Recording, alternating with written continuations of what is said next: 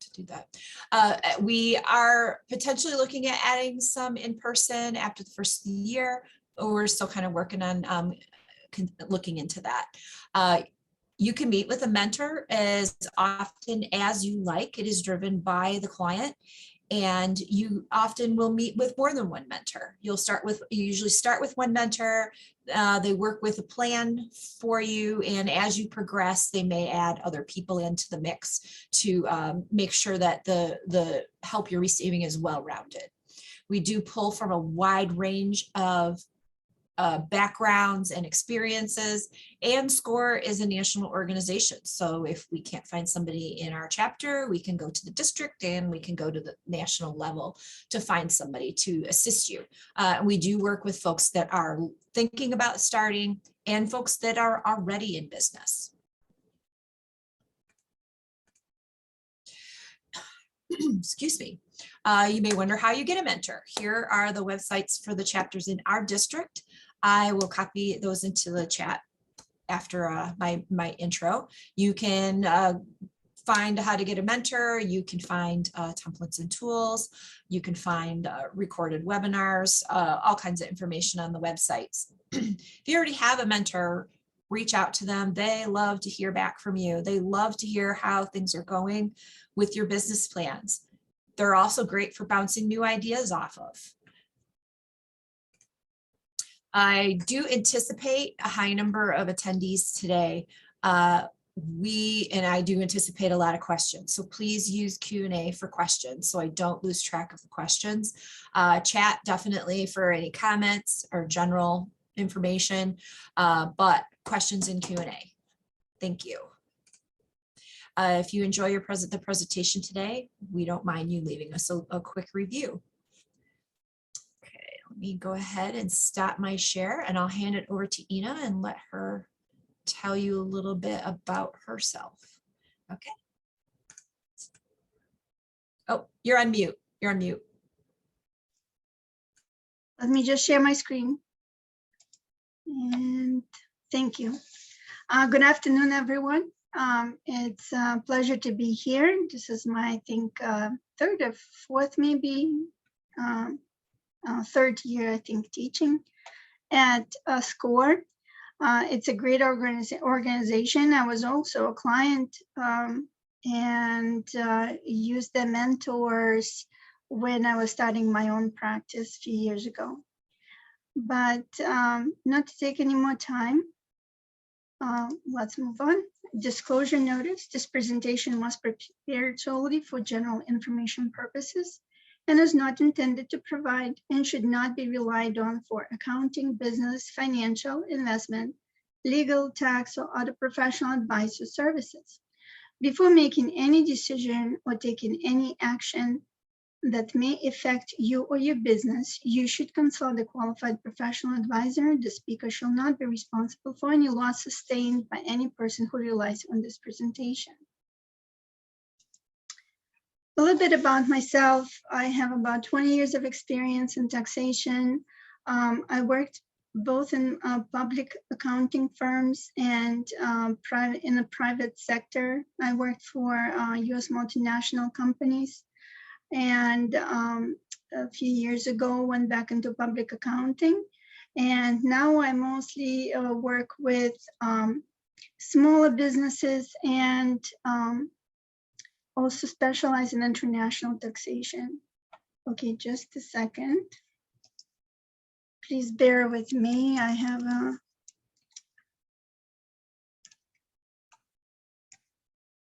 an issue here. Just a second. It's my software that popped up. Okay. Authentication code. Bear with me. Thank you for your patience. I forgot I had this open. Okay. All right. Exit. Okay, moving on. So today's agenda, or what I would like to go through, is basically what usually business owners encounter when they start a business. I would like to review different entity types and provide registration information for you. We'll review some types of taxes, through steps of maintaining records, preparing for tax filings. And then I would like to go over some 2021 pertinent information in relation to net operating losses, qualified business income deduction, depreciation, and some other I think important information that may help you to prepare for the year end. So when you start a business, I think, some of the questions that you should ask yourself is, and they're right here listed for your reference, whether this is really a business or a hobby. If you will be planning on maintaining another form of employment at the time you're running this business, what is it really? Is it going to be generating losses or profits? This is something to definitely think about. Then you usually would need to select the type of entity you will be operating as. And we'll go through some of them on the next slide. So then based on your type of entity you selected, what is going to be your tax obligation? Are you going to be responsible for income taxes, for excise taxes, property taxes, payroll, or FICA and Medicare?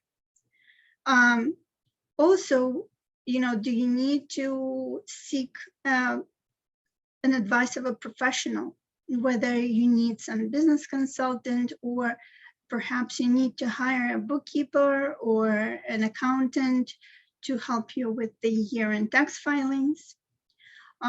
Should you be opening a separate bank account or perhaps a credit card if you don't have one yet?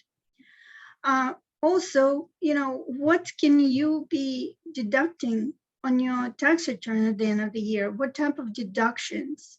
So usually when you go through your budgeting, right, which we're not going to be covering it now, but I know that some of the other classes taught by SCORE, they go through budgeting exercises. And so when you budget for your income and expenses, most of the deductions will be deductible, except with some, there are some exceptions though.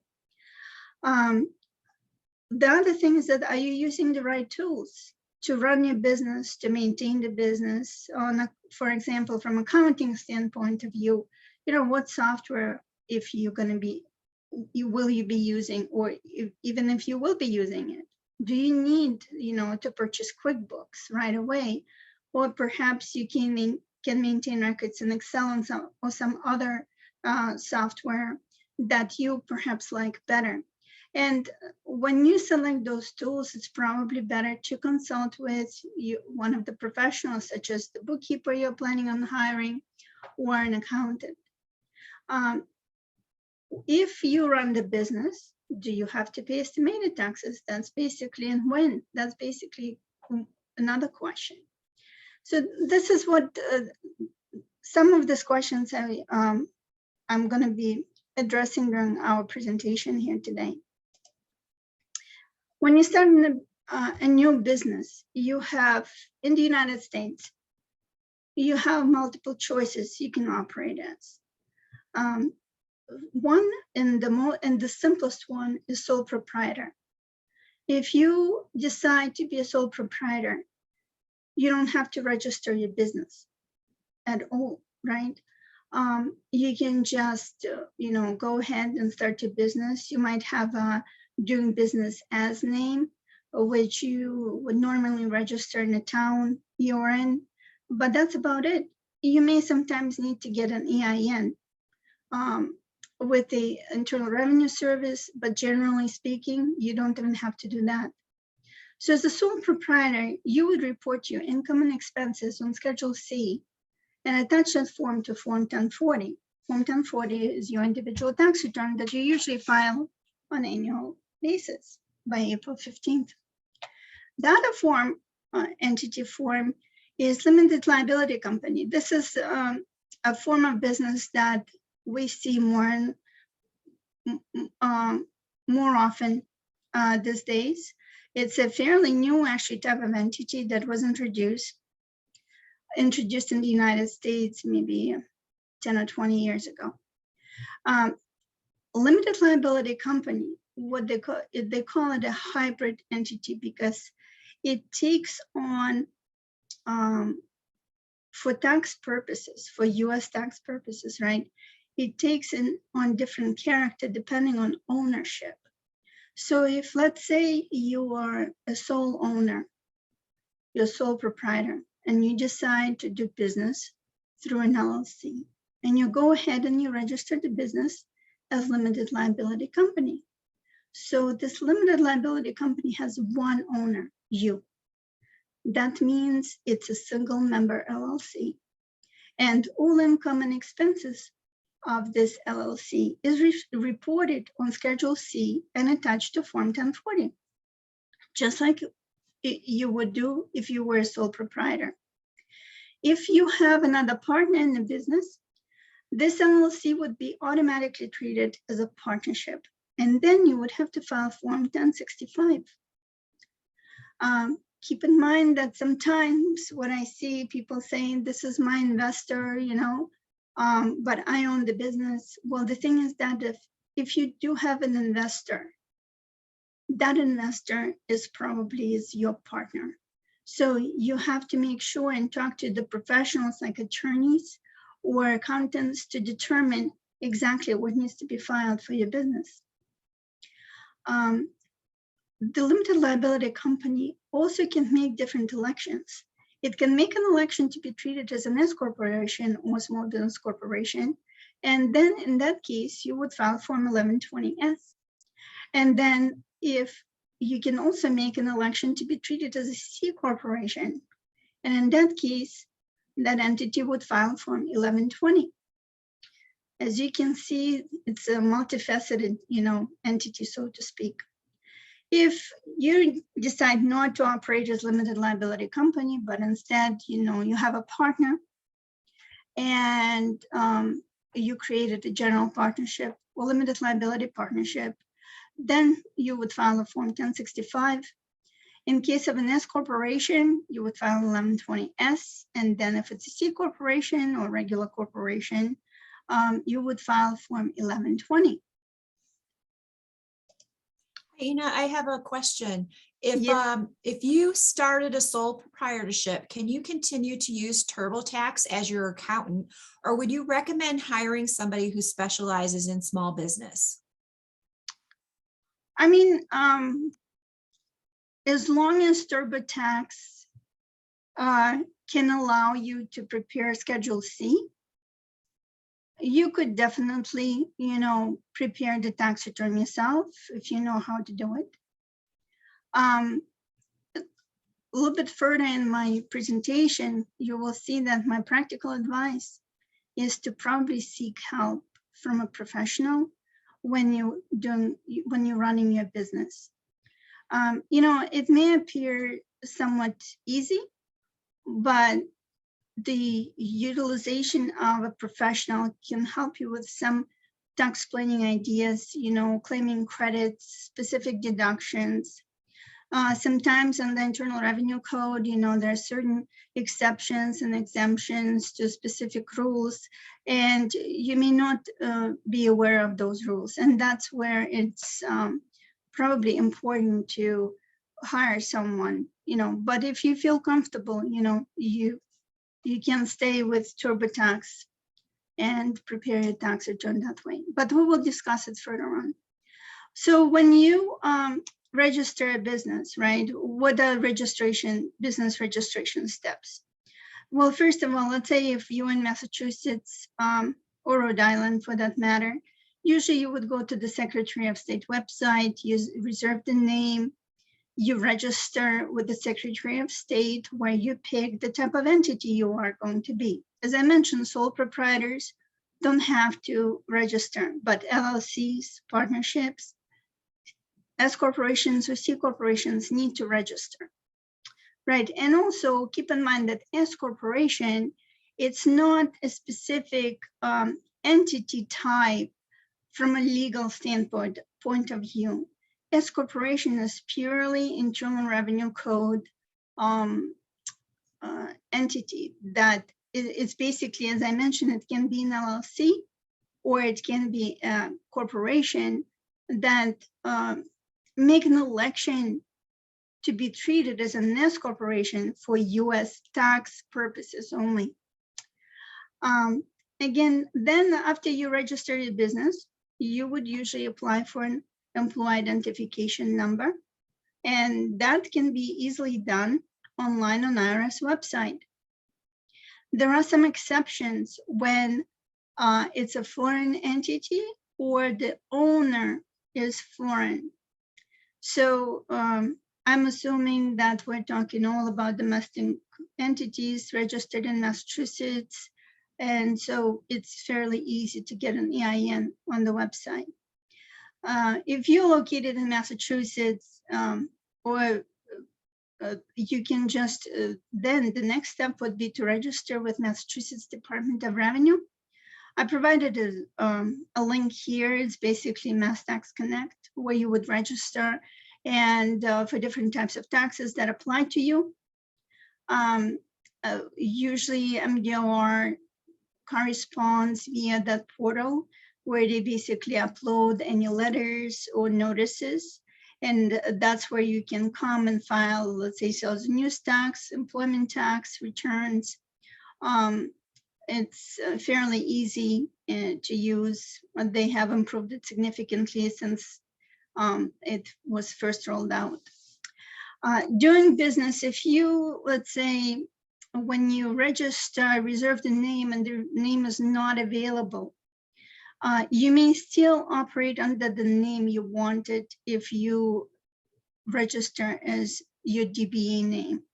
DBA name is usually registered in a town where the business is located. All right. The normal types of taxes, and I'm not talking about all of them, but this is some of them, all right, that you probably will be dealing with as a business owner. For federal tax purposes, the three most important ones, income tax, payroll, withholding taxes. In Massachusetts, it's income tax. Depending on the entity, you will be, whether it's an S Corp or C Corp, you may also have net worth tax, tangible property tax, and net worth tax and tangible property tax are actually reported on the Massachusetts corporate tax return. Sales and use taxes, payroll taxes, local property taxes, and so forth. There is also this unclaimed property that if you issue gift certificates or, some sort of credits out of your business, you have to file this unclaimed property tax return every year to report any property that was never claimed. So like a gift certificate that was never, used or something of that sort. In terms of the maintaining records, what I recommend is, we'll go through some steps. Let's do that. First of all, you must keep business and personal expenses separate. So let's say if, first of all, that means opening a separate bank account, right, in your business name. If, let's say, if you need a credit card or loan or some other sort of credit, the best option would be to get it in the name of your business. There might be a problem, let's say, if you need a line of credit and your business haven't been in existence for 3 or more years, you may not get a credit card from your bank. In that case, a lot of business owners use their personal credit cards for business. In that case, if you will end up doing that, I would highly recommend not to mingle your personal expenses or use that credit card for personal expenses. Use it only for business. It's just easier to maintain. You can provide records to your bookkeeper, or when you do your own big bookkeeping, to just get those expenses out of that credit card. I recommend that, to the extent possible, based on your budget, that you maintain your books, accounting books, on regular basis. Meaning you've got to reconcile your bank account, you've got to download all of your records. So let's say QuickBooks, if you're using QuickBooks, identify where those transactions should go on balance sheet or income statement. And also make sure that you can reconcile your bank statements or your balances against the bank statements. Usually you would do it on a monthly, quarterly basis. You know, when you're a small business and you running around and trying to grow the business, trying to do sales and, you know, provide services, or, you know, manufacture a product you're trying to manufacture. I'm not sure what your business is, but, you know, when you're running around, this part of your business slips to the back burner. And it's really very important that you maintain the records on a timely basis. Book that time on your calendar to take care of these things. So this is kind of continuation, I guess. Get your records in good shape. That's what I meant, is that you want to maintain your records on regular basis, you know, monthly, quarterly, but you've got to understand where things are. You know, if you have enough money in the account, if you reconcile your, you know, your cash, you will know if you have any cash problems, you know, if you have checks that are bouncing or not, you know, and also it will help you to evaluate how your business is doing. But most importantly, at the beginning stage, what I find is that some of startup companies or small businesses, when they come to an accountant to seek help for, to prepare tax returns, records have never been maintained. So you have to start from scratch from January 1st. And you already, let's say, if we're talking right now, taxable year 2021, right? We're right now in 2021. By the time you go see your accountant next year, because your tax return, let's say, is due by April 15th, you know, you're going to meet with this person, let's say in February, and he's going to take a look and say, well, no record's been maintained. We have to go back to January 1st and recreate basically all of the financial records. There are going to be transactions on the bank statement that literally have no descriptions. And I am 100% sure that you will not remember what that was for. And it's going to take you a long time to figure out what that transaction was for.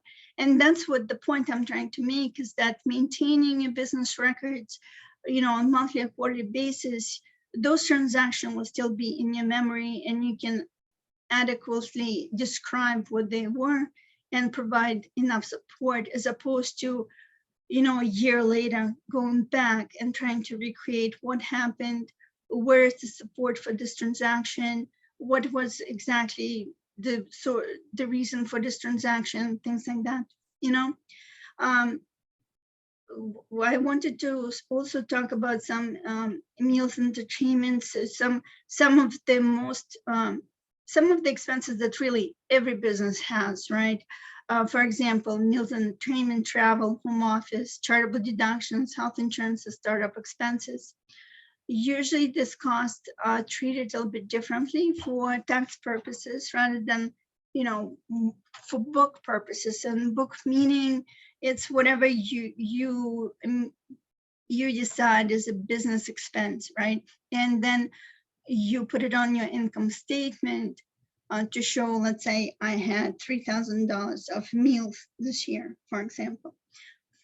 Well, for tax purposes, you know, on generally only 50% of those meals deductible. that means that only $1,500 will be deducted for meals on your tax return, as opposed to $3,000 that you actually spend. Travel expenses can also be limited. There's, for example, for mileage, if you use personal car, you can keep track of the mileage, how much you drive for business. It's in 2021 and 2022, it's actually 56 cents per mile that you can deduct if you decide to use mileage-based deduction. You can also use actual expenses, and then those actual expenses get prorated based on your business miles versus total miles you've driven for the year. So just a second. I'm losing my voice as I speak. So apologize for that. So where I'm going with this is that if, let's say, you use personal vehicle for business, please maintain a journal where you write down your business travels, right? So let's say if you're going to see a client, write down, the where you left from, where you arrived, how many miles you've driven, the date, purpose of the meeting. So you've got to maintain the journal if you want to claim a deduction. Also, as a sole proprietor, you can, or LLC member, you can also claim a deduction for home office. You could make charitable donations. I only advise that if you do make charitable donations, and I just, make it out of your personal name as opposed to business. Sometimes depending on whether it's a partnership or an S corporation, the deduction can be limited if you don't have enough basis in that company. So it's just, I think, if you are a small business owner, write charitable donations out of your personal account. All right, we'll move on. Can I give you a couple questions? I've had several, but I'm going to give you a couple that are relevant. Absolutely. Are you required to register your business with your city or town as an LLC, or just with the Secretary of State's office? So LLC is only registered with Secretary of State office. You only register doing business as DBA name. So for example, you have an LLC and the name is, I don't know, Waterloo Sparkling Water LLC, okay? But then you say, well, I don't want to do business under that name. I don't want this to be my brand name, right? So I'm gonna call it, Sparkling Water Company. And that's gonna be my DBA name. So while you register Waterloo Sparkling Water LLC with the Secretary of State, with your town, you will then register doing business as name of Sparkling Water Company. So that's how it works. If you're a sole proprietor, how would you recommend getting a bank account if you don't have a separate? Well, let me just read the question as it is. If you are a sole proprietorship and don't register your business name, how can you have a separate bank account in the business name? You just go and open a separate name, and you would put it in your name with your social security number, and you use it for business purposes. You can also register doing business as name with your town, and you can use it as a DBA on the bank account if you have one. All right, we'll get the rest later. Okay. I mean, I can answer other questions if you have them. Okay. As an artist transitioning from art as a longtime hobby to teaching art as a profession and source of income, is there an income level or a consistent level needed to be attained to establish a sole proprietorship or LLC? No, you don't have to. attain any income to establish sole proprietorship or LLC. Sole proprietor is basically, you're doing business, you're providing services, but you, let's say, don't have a business name or you didn't register it. That's sole proprietorship. And I would say too, that that's a really good topic. You could go through with a SCORE mentor on a one, and they could help you evaluate on a one-to-one basis. Absolutely, right. Yep. But generally in the United States, you can create a C corporation. You don't need to achieve any levels of incomes. Right. I make packaged, ready to eat chocolate bars. Are they taxable? Can you repeat the question? Sure. I make packaged, ready to eat chocolate bars. Are they taxable? Well, I guess I'm going to respond with another question. What do you mean taxable? In terms of what, on the sales tax or income tax? Yes, they are. Okay, I'm assuming maybe he's making sales tax, but maybe he can give us more information on that. Okay. Do you still need to pay payroll taxes if you don't have employees as a sole proprietor? No. If you don't have any employees, there's going to be no payroll taxes. Okay. As a sole proprietor, you are subject to self-employment tax, and that's reported on your Form 1040. When in Massachusetts is registering as a DBA required? When? If you're in Massachusetts, is registering with a DBA required? Well, again, I'm going to respond to Massachusetts, which, your DBA needs to be registered with the town you're located in. So whether you're a sole proprietor, C Corp, LLC, partnership, if the business is doing business under a different name than your registered name, you advertise it as under a different name than your registered name, then you would need to register as doing business as name with the town where you're located. Also, once you have that registration, then you can update on your Massachusetts Department of Revenue on Mass Tax Connect, your DBA name, because they would want to know what your DBA name as well, but you have to register it with your town. If you have an S Corp with 2 members, do you have to be on payroll even if you're still in the red? If you're not taking any distributions and you're not paying any wages, then you don't need, payroll taxes. You don't need to register for payroll taxes. The moment you're gonna start paying wages, then you should register for employment taxes. All right, well, I'll go ahead and we'll let you keep continuing and we'll come back to Okay. questions again. I think the next step here will be to review your accounts receivables and inventory balances, because before closing your books at year-end review, if your account receivables are collectible. If some of them are not, you should probably write them off. Let's say if you have inventory on hand, whether it's raw, in process, or finished inventory, you should probably review the value or whether it needs to be written off as scraps because you just threw it out or whatever that could be, or it's unusable, somehow it got damaged. You should, at the end of the year, you should do the count and write down the inventory as necessary.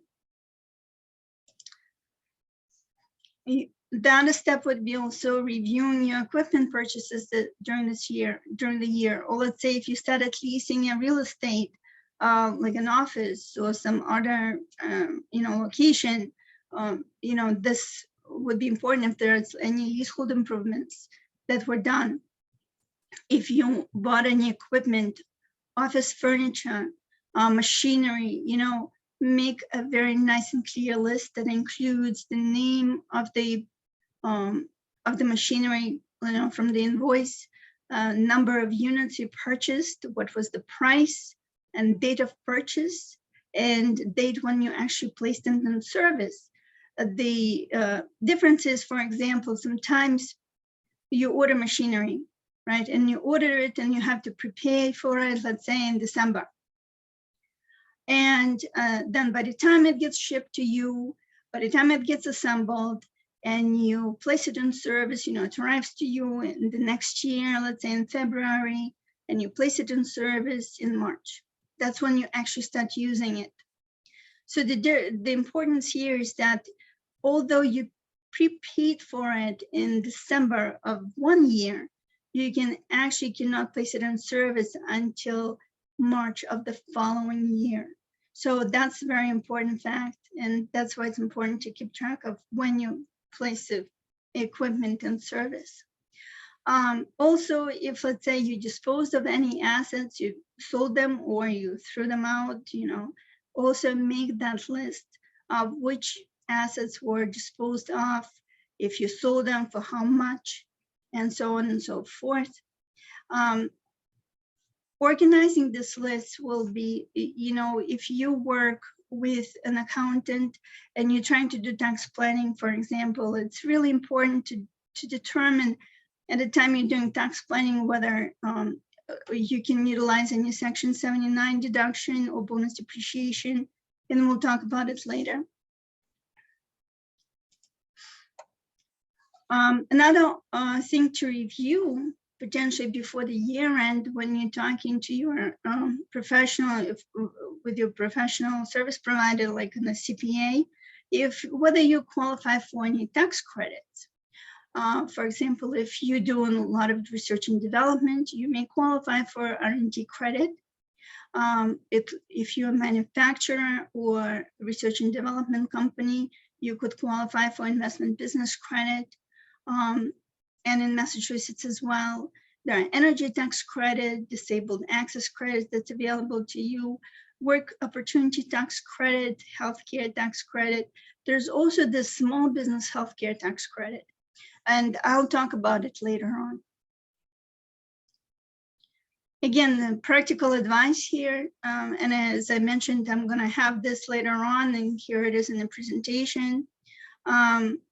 When you're planning a business and you're planning a budget, you have to dedicate specific amount to a CPA and bookkeeper. Don't put it on the back burner. This is really important expense, a business expense. I see a lot of people that really don't plan on it, and then they're shocked by their bills. Because, do your research, speak to at least 3 professionals. It's kind of normal average, right? To see what their fees are, what their qualifications are, and whether you like them as a person, does the personality match? Because you want someone that you will be working with for long term. The same thing with the bookkeeper. Sometimes what seems cheap, not necessarily the best. So that's why I'm telling you, you've got to interview the people, you've got to speak with them, see if you can connect with them. And also, see what their fees are and put that in your budget. That's very important, because the cleaner your books are from the start, the better it's going to be. I think the importance of this is that I've seen a lot of businesses in my practice that, like I have a couple of clients that, probably don't maintain their records as to the best of their abilities as, as they can. But what they're missing out is that when I work on their tax returns, I become just a data entry person, and I cannot add any value to that tax preparation or to their services, because I honestly run out of time. Usually there are deadlines, and instead of, let's say, looking for opportunities, I end up spending time, let's say, on correcting their records.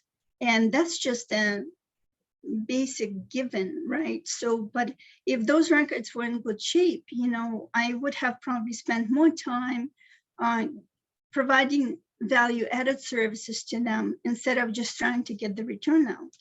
So this is just kind of where I'm coming from, you know, and I think it's important for you to consider that when you go and talk to an accountant.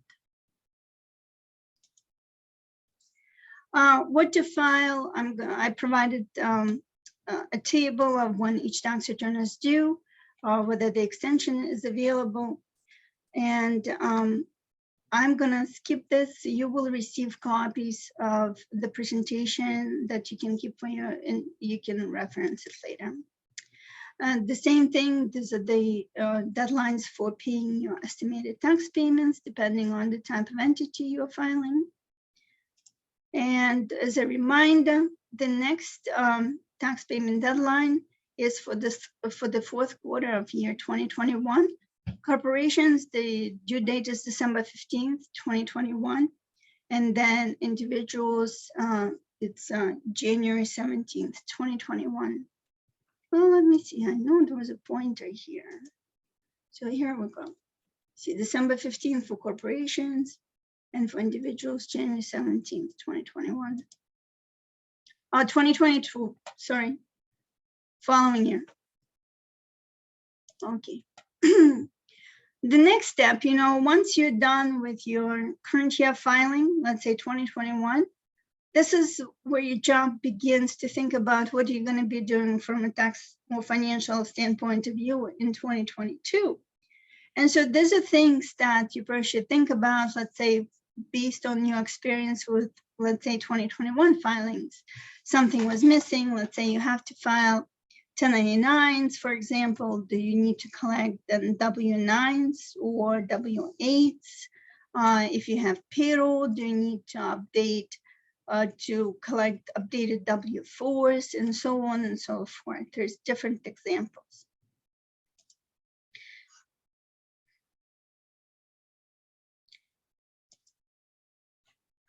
So I wanted to talk about a little bit about net operating losses. In 2017, when Donald Trump was still a president, we had a major tax reform, and that tax act was called TCJA. What basically happened is they implemented this deferral of the excess business loss limits that was generated in 2018 and 2025 as adjusted for inflation.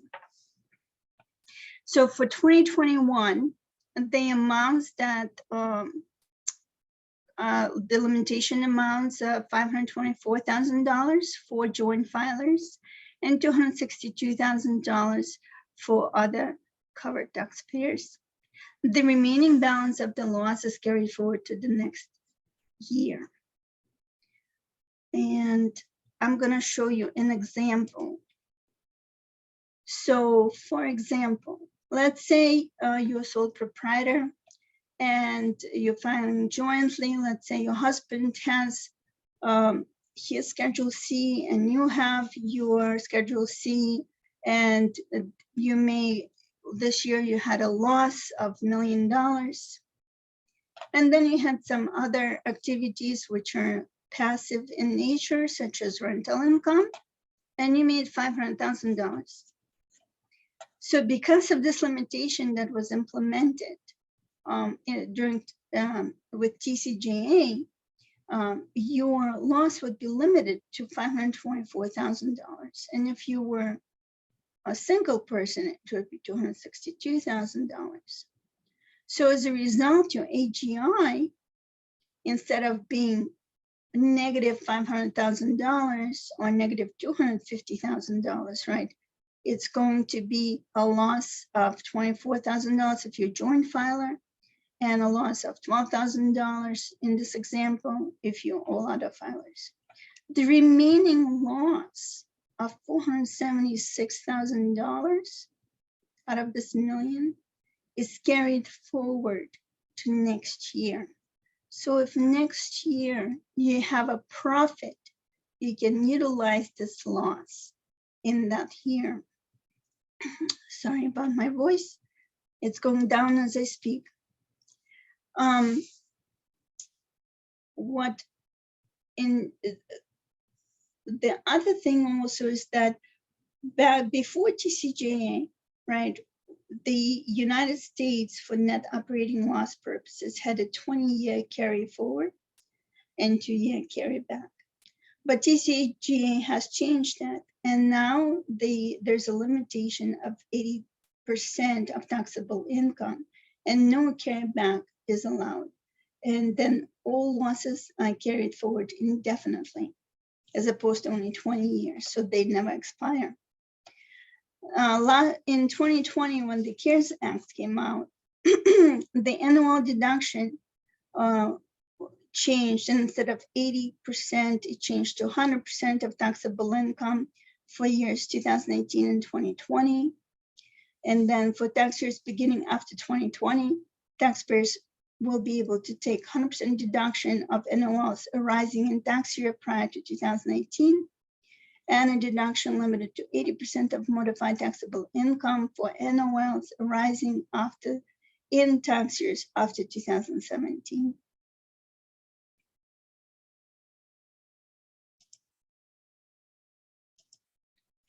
So here's an example of that limitation, right? So let's say you're in 2019 and you have a taxable income of $100,000, but then you had losses in prior years from your business and you had an NOL carryover from 2018 of $120,000. Allowable NOL deduction would be $80,000, 80% of your taxable income. Therefore, your taxable income after NOL deduction is $20,000. When CARES Act came out because of COVID, the limitation was increased to 100%.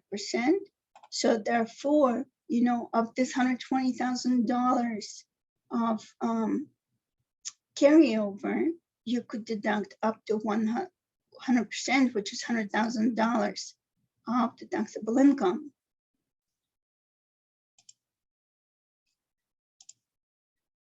So because of this CARES Act, CARES Act also introduced a 5-year carryback of losses generated in 2019, and 2020. And what IRS recommended is for taxpayers to go back and amend those tax returns, because obviously CARES Act came out in 2020, but you may have generated losses in 18 and 19. And so you could go back and amend the tax returns and carry back those losses 5 years. So if there's still an opportunity to do that, if you haven't done so, I would reach out to your accountant and see if you can benefit from this carryback. Qualified business income deduction. This also came out part of the Trump reform, the TCJA Act, and you may have already seen it on your tax returns when you're allowed a 20% deduction on your qualified business income, right? So if you're a specified service business, though, the deduction is limited. And so the specified service businesses include accountants, law firms, doctors, anything that basically when person does business in their own name, you know, like engineers, for example, or like lawyers, you know, that persona and the expertise is a service, right? That would be specified service businesses, and deduction is phased out when income reaches level of $329,800 for married filing jointly and $164,900 for singles and heads of households in 2021. For 2021 depreciation, I mentioned that we're going to discuss Section 179 deduction and the bonus depreciation allowance. For Section 179 deduction, What this is basically, it gives you an opportunity to deduct 100% of the costs associated with the purchase of equipment in the specific year. So for example, if you went out and bought, I don't know, $100,000 equipment, you could deduct it under Section 179. So the limitation in 2021 is $1,050,000. That means that you can go out in 2021 and purchase like $1,050,000 of equipment and deduct it all under Section 179. The assets can be new or used, provided you purchase used assets from unrelated party. It includes machinery and equipment, off-the-shelf software, qualified improvements to building interiors, roofs, HVAC systems, fire protection systems, alarm systems, and security systems. Another option you can use is the 100% bonus depreciation allowance that's still available to us. And this is the same thing. There's no specific limitation other than the fact that the tangible property that can be deducted under this provision needs to be depreciated and depreciable property on the maker's system with recovery period of 20 years or less. So this, of course, when you claim these deductions, you actually need to do some planning, because it may not be worth the deduction if, let's say, you continue generating losses. So that loss is just going to be trapped somewhere. I would recommend talking to your accountant if you decide to claim that. And for bonus depreciation, that also includes computer software, qualified film, television, live theatrical productions, water utility property. But mainly it has to be the recovery period has to be of 20 years or less.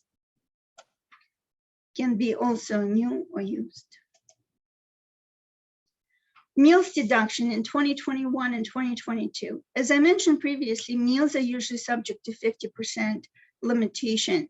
Specifically in 2021 and 2022, you can deduct 100% of food and beverage expenses incurred on meals provided by a restaurant. That includes meals eaten in the restaurant or takeout. So if, let's say, you are entertaining a client or a business associate, you're having a business meeting, and let's say you either went to a restaurant or you did a takeout, you can deduct 100% of those expenses in 2021 and 2022.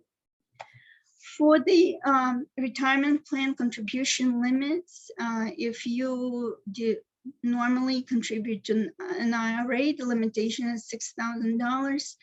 If you're 55 and plus, you can contribute additional $1,000. If you contribute to SEP IRA, the limitation is either $58,000 or 25% of the compensation. Simple IRAs, the limitation is $13,500. If you're 55 and plus, you can contribute additional $3,000.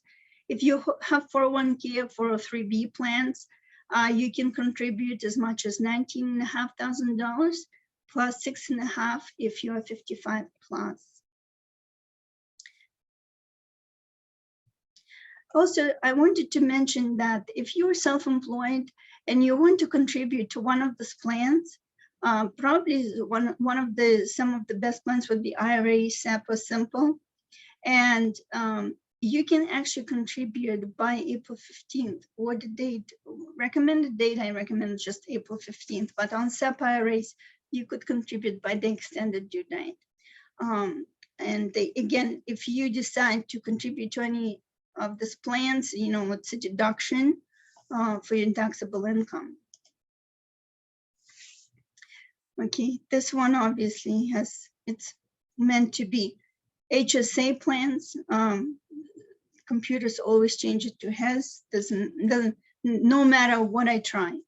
So HSA contribution limits for 2021 for individuals is $3,600, families is $7,200. If you're 55 plus, you can contribute additional $1,000.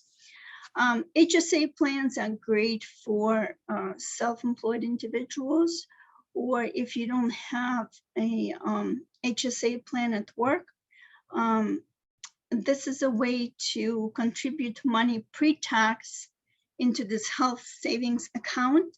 And then if you have, let's say, medical expenses not covered by health insurance, high deductible health insurance plan, you can use HSA plan to pay for those expenses. If you have FSA in the workplace, you generally cannot have HSA at the same time. I also wanted to talk about the small business healthcare credit, tax credit. You can claim as much as up to 50% of costs you pay for your employees' premiums. And if you're a nonprofit, it's 35%. To qualify for this credit, you generally need to enroll in a small business health option program, which is called SHOP.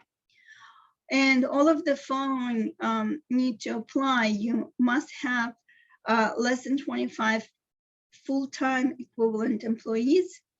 Average employee salary needs to be $56,000 per year or less. You pay at least 50% of your full-time employees' premium costs, and you need to offer this coverage to all full-time employees. It should be available to all of them. Also, just wanted to add a couple more slides on charitable deductions. If you do not itemize, you still can claim above the line charitable deduction of $300 and $600 for married filing jointly. And then child credit rules also changed for 2021. It's $3,600 per qualifying child of 5 years of age or under. It's an increase from a $2,000 that was available previously. And then if your child is between 6 and 17 years of age, that credit drops to $3,000. I should also note that up to $1,400 of this child tax credit is refundable credit.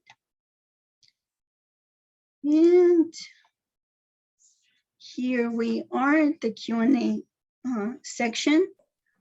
Really appreciate all of you being here. Thank you for listening to me, and if there are any questions, I'll address them now. Okay, can you give an idea of what kind of categories that you should separate your expenses in, so that way the information you're giving your accountant or CPA is usable? Well, I mean, usually there are general categories such as, your supplies, office supplies, or specific supplies to your business. So for example, I have a client who is a dentist. So he's got office supplies, which is like paper clips, whatever. But then he's got supplies that are specific to dental practice, right? So you might want to separate those two. There could be other general categories. Honestly, if you go to an IRS website, they have it listed. And, it could be dues and subscriptions, filing fees, taxes paid, insurance, just call it its name. If, let's say, you have a bunch of transactions that, you went to a restaurant when you brought your client or your business associate, you can deduct those as business meals. So you would put meals, so I guess that's an example, but I'm pretty sure on IRS website, you can, they provide those categories actually. Can you give a guesstimate at what type of fees a brand new small business might expect to pay for an accountant or a CPA? I'm going to refrain from that. It depends on the accountant you go to. It depends on geographical area you are in. It depends on the complexity of each person's tax returns. And it also depends on a specific business. it could be new, it could be old, but it really depends on exactly what you do, what the complexity of the bookkeeping is, how many transactions, you know, the accountant has to review and things like that. So that all defines kind of what the fees would be, because it, you know, the longer it takes to do something, the higher the fee is going to be. And the more Okay. complex it is, the higher the fees are going to be. What kind of resources are there to find a CPA or a bookkeeper? CPA bookkeeper, that's a good question. You could actually probably go to, let me just see if,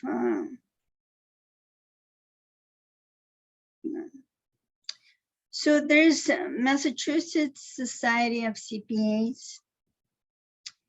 And I'm pretty sure you could search for a CPA in your area, and it will provide you a list of possible CPAs. And I think you said earlier, it's always good to interview them, interview a couple different people and ask for quotes. Yeah.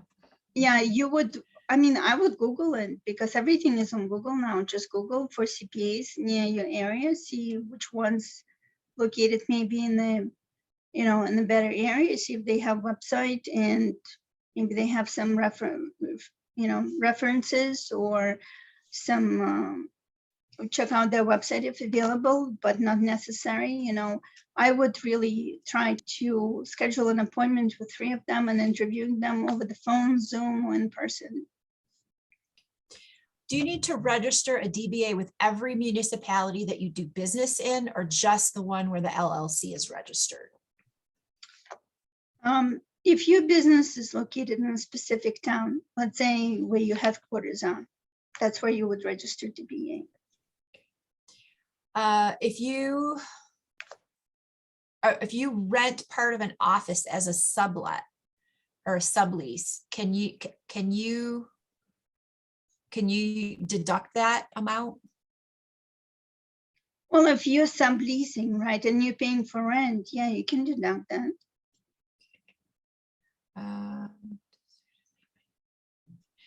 If you registered your business but have not started, do you have to file quarterly taxes? Well, you only file quarterly taxes when there's taxes due. So let's say if, depending on the business too, if let's say you anticipate that you're going to have taxable income and you're going to have a tax liability, that's when you want to start paying estimated taxes, generally speaking. What does refundable credit mean? Refundable credit means is that when, let's say you have a tax liability of, I don't know, $10,000. And then you have credits, refundable credits of $15,000. That means that the government will issue $5,000 check for that refundable credit. In comparison to non-refundable credit, if let's say your tax liability is going to be $10,000, and then you have $15,000 of non-refundable credits, the government is not gonna write you a check. That credit is either going to be limited to your tax liability, and the balance could be carried forward to next year, that you could claim it if you qualify for it again. Depends on a credit. If taxes are not filed for 2020, but an extension was filed, can you file your 2020 return with the 2021 return, given that you did not make any profits in 2020? 2020 has to be filed as soon as possible. Whether there are profits or not, you know, you should really talk to an accountant if you haven't filed 2020 tax return yet. How do you determine which tax filing status would be most beneficial as a single member home-based professional service? Is it going to be an LLC or sole proprietor, et cetera?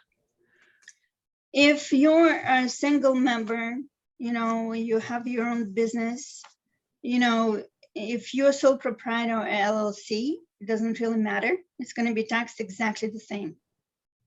What LLC gives you is the legal protection. For tax purposes, it's going to be treated exactly the same as a sole proprietorship.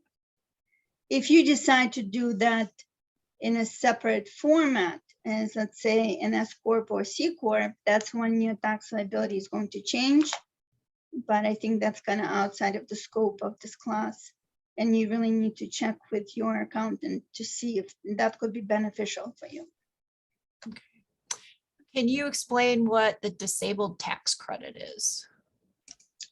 Disabled tax credit, I'm gonna refrain from that. I can respond to it later. As a C Corp with one employee, which is themselves, what annual filings would be required? For a C corporation? Mm-hmm. There are two slides in this in this chart, in this presentation, that shows some of the requirements that will be necessary for a C Corp, which would be filing Form 1120. And I'm just gonna leave it at that. Okay. All right. I think a lot of the rest of the questions we have are probably best asked on an individual basis to an accountant. So I think that covers the questions at this point. Sounds good. Sounds good. Okay. If you have any more questions, my email address is here, and then if